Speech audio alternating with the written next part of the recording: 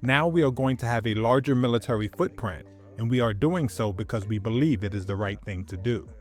Also in relation to the need to have a greater degree of presence together with other NATO allies. This is also something that we have discussed continuously in NATO over the past 2 years, where I myself have strongly argued that NATO needs to take a greater interest in security to become a part of the NATO framework.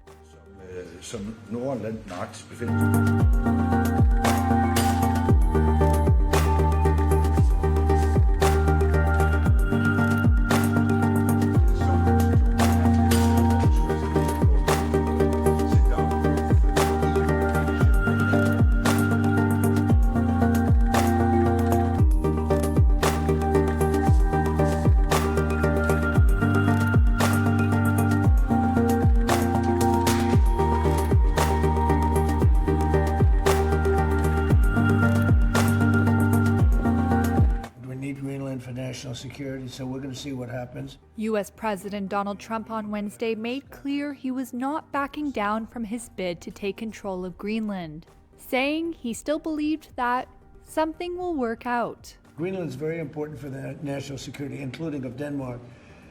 And the problem is not a thing that Denmark can do about it if Russia or China wants to occupy Greenland, but there's everything we can do. His comments followed a meeting at the White House between the foreign ministers of Greenland and Denmark and Trump's vice president and secretary of state.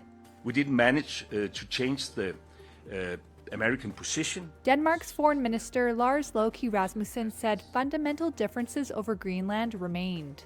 The discussions focused on how to ensure the long-term security in Greenland. And here our perspectives continue to differ, I must say. The President has made his view clear, and we have a different position.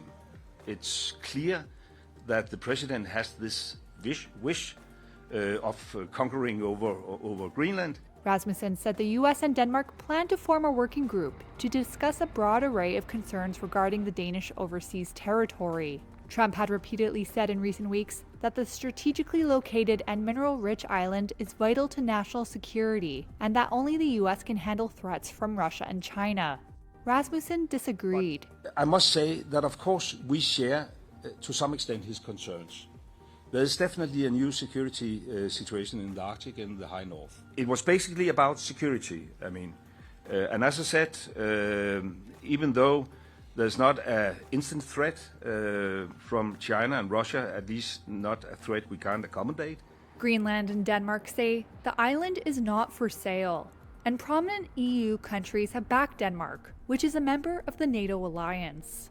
Ahead of the meeting, Greenland and Denmark said they had begun to increase their military presence in and around Greenland, in close cooperation with NATO allies, as part of their promise to beef up Arctic defense. Germany, Sweden, and Norway each announced on Wednesday that they will be sending military personnel to the island this week.